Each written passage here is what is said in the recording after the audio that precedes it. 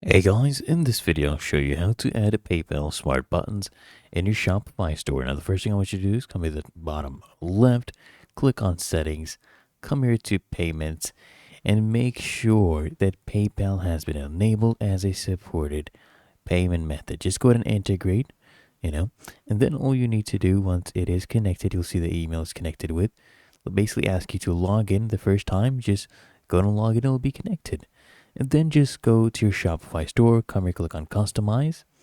And then what I want you to do is come here and click on buy buttons from the builder section. Click on buy buttons right here, and then make sure you toggle this one on.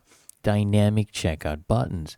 So these will be available on the store, and customers will see their preferred option, for example, PayPal or Apple Pay. So as soon as that is enabled, you just place it anywhere you want. And then let's go ahead and preview this. So they'll see buttons like this. This is the express checkout, or they can see when they're paying, they'll be able to choose the different options. As you can see right here, for example, PayPal. Okay, so that is how you do this. Just make sure it is enabled under payments.